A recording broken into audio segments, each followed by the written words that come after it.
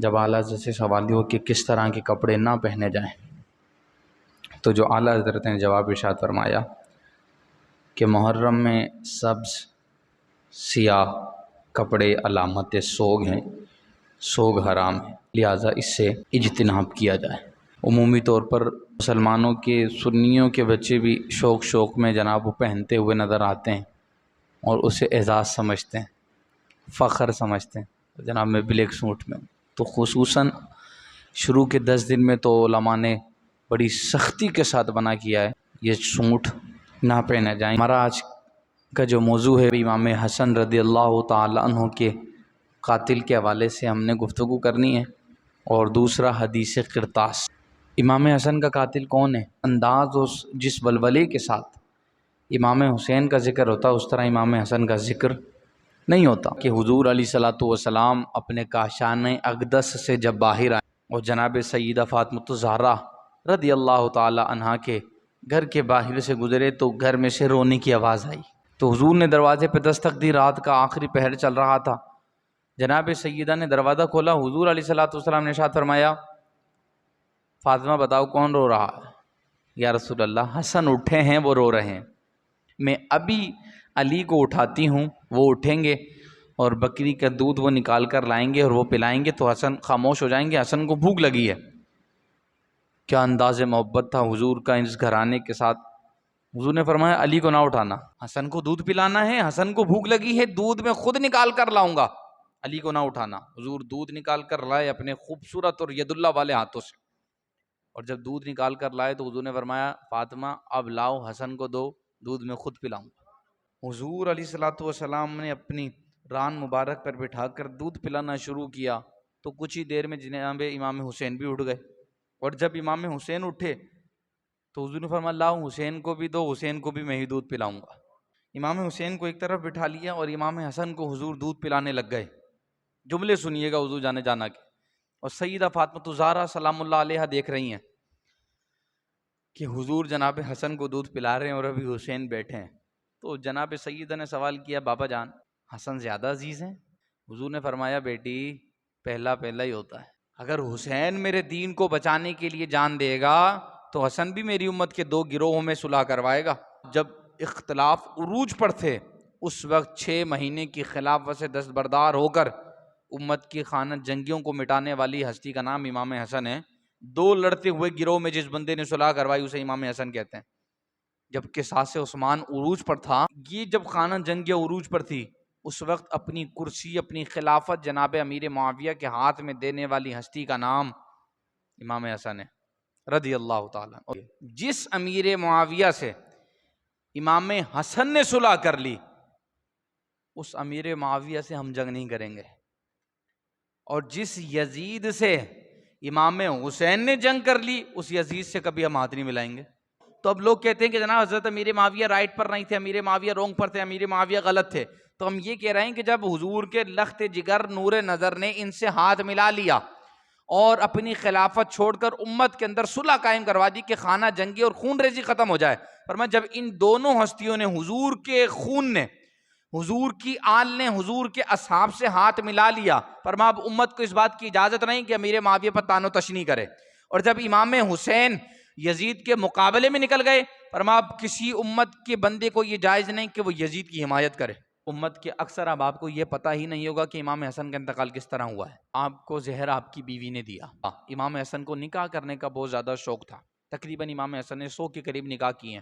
کوئی لڑکی آپ سے نکاح صرف اس وجہ سے کرتی تھی کہ خاندان حضور سے جڑ جائیں۔ حضور نے فرمایا قیامت کے دن میرا حسب اور نسب قائم رہے گا، اور اسی حسب اور نسب کو دیکھتے ہوئے جناب عمر فاروق نے مولا علی کی بارگاہ میں کہا تھا اپنی بیٹی کا نکاح مجھ سے کرا دیں تاکہ قیامت والے دن میرا رشتہ حضور کے نسب کے ساتھ جڑا رہے، میرا نسب قائم رہے، میں حضور کے خاندان سے جڑ جاؤں گا۔ تو مولا علی کی صاحبزادی کا رشتہ مانگنے کا بیسک سبب یہ بھی تھا۔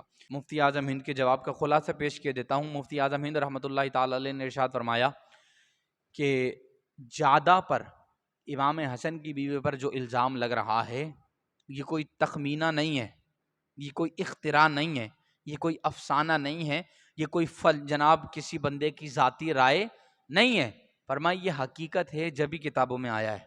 اس بات کو شاہ عبدالعزیز محدث دہلوی نے لکھا کہ امام حسن کو زہر ان کی بیوی نے دیا۔ اور امام جلال الدین سیوطی نے تاریخ الخلفاء میں لکھا کہ امام حسن نے مدینے میں وفات پائی زہر کی وجہ سے، جو آپ کی زوجہ جعدہ بنت اشعث بن قیس نے آپ کو دیا۔ کیوں دیا؟ فرمایا کہ یزید نے آپ کو یہ پیغام دیا سن کے کہ میں تم سے شادی کروں گا، 1,00,000 درہم میں تم پہ خرچہ بھی کروں گا، تم جناب امام حسن کو زہر دے دو۔ جب اس خاتون نے امام حسن کو زہر دیا تو اس خاتون نے دوبارہ پیغام پہ پہنچوایا کہ میں نے جو ہے امام حسن کو زہر دے دیا، وہ انتقال بھی کر چکے ہیں، لہٰذا اب اپنا وعدہ پورا کرو۔ تو یزید نے کہا کہ جب میں نے تجھے حسن کے لیے پسند نہیں کیا تو اپنے لیے کیسے پسند کر لوں گا؟ اور یہی الفاظ شاہ عبدالعزیز محدث دہلوی رحمۃ اللہ تعالی نے لکھے، امام حسن کو زہر دینے والی جو عورت تھی وہ امام حسن کی ہی بیوی تھی۔ آپ تو حضور کے خاندان پر ڈائریکٹ انگلی اٹھوا رہے ہیں کہ حضور کے نور نظر سے جڑنے والی خاتون بھی بری ہو سکتی ہے، تو پھر بات یہاں پر آئے گی کہ اگر ہم امام حسن کی بیوی کو برا نہ کہیں تو پھر جناب لوط علیہ السلام کی بیوی کو کیا کہیں گے؟ نوح علیہ السلام کے بیٹے کو کیا کہیں گے؟ لوط علیہ السلام کی بیوی جہنمی ہے، نوح علیہ السلام کا بیٹا جہنمی ہے۔ وہ طوفان نوح میں غرق ہوا، جب قوم لوط پر عذاب آیا تو جناب لوط علیہ السلام کی بیوی قوم لوط کے ساتھ تباہ ہوئی۔ اب کیا کہیں گے آپ کہ جناب لوط علیہ السلام کی تربیت پہ فرق تھا؟ معاذ اللہ، نبیوں کی ذات پر انگلی اٹھے گی؟ قطعی طور پر نہیں اٹھائی جائے گی۔ اس کا علماء نے بڑا خوبصورت جواب یہ دیا ہے کہ وہ نیک لوگوں کے گھر بدوں کو پیدا کر دیتا ہے اور بدوں کے گھروں میں نیکوں کو پیدا کر دیتا ہے۔ یہ تو قانون قدرت ہے، اچھوں کے گھر برے پیدا ہو جاتے ہیں اور بروں کے گھر اچھے پیدا ہو جاتے ہیں۔ جناب سیدنا امیر معاویہ کے گھر میں یزید پیدا ہو رہا ہے تو اب امیر معاویہ کو برا کہا جائے گا؟ تو پھر جناب موسیٰ علیہ السلام کو بھی بولنا پڑے گا۔ کیوں؟ کیونکہ موسیٰ علیہ السلام کی تربیت فرعون کے گھر میں ہو رہی ہے، اب موسیٰ علیہ السلام کو بھی بولیں گے ہم، معاذ اللہ۔ تو اگر اعتراضی ذہن بنے گا تو پھر تو باتیں کہاں کہاں اٹھ جائیں گی۔ امام حسین رضی اللہ تعالی عنہ نے سوال کیا، برادرم آپ صرف ایک دفعہ مجھے بتا دیں آپ کو کس نے زہر دیا ہے، باقی میں جانوں اور وہ جانے۔